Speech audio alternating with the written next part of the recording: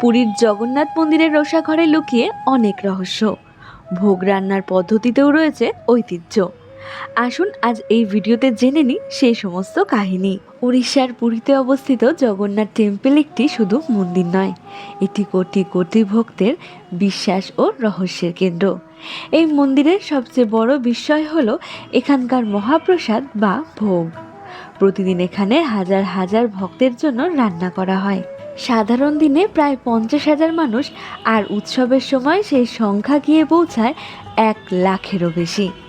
কিন্তু আশ্চর্যের বিষয় হলো এত মানুষের জন্য রান্না হলেও ভোগ কখনো কম পড়ে না, আবার একটুও নষ্টও হয় না। মন্দিরের রান্নাঘরকে বিশ্বের সবচেয়ে বড় আধ্যাত্মিক রান্নাঘরগুলোর একটি বলা হয়। এখানে শত শত রাঁধুনি একসাথে রান্না করেন সম্পূর্ণ প্রাচীন পদ্ধতিতে। আজও গ্যাস বা আধুনিক যন্ত্রের বদলে কাঠের আগুনেই রান্না করা হয় ভোগ।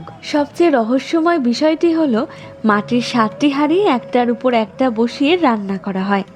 সাধারণভাবে আমরা জানি নিচের হাঁড়ি সবার আগে গরম হবে, কিন্তু জগন্নাথ মন্দিরে ঘটে ঠিক উল্টোটা।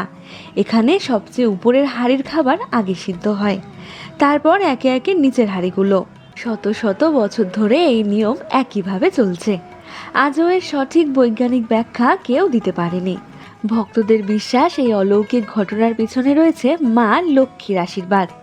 কথিত আছে মা লক্ষ্মী নিজেই এই রান্নাঘর তত্ত্বাবধান করেন। যদি রান্নায় কোনো ভুল হয় বা পবিত্রতা নষ্ট হয়, তাহলে নাকি একটি কালো কুকুর মন্দিরে দেখা দেয়, যাকে অশুভ সংকেত হিসেবে ধরা হয়। এই ভোগকে মহাপ্রসাদ বা অভদা বলা হয়। ভক্তদের বিশ্বাস এই প্রসাদ শুধু খাবার নয়, এটি ভগবান জগন্নাথের আশীর্বাদ।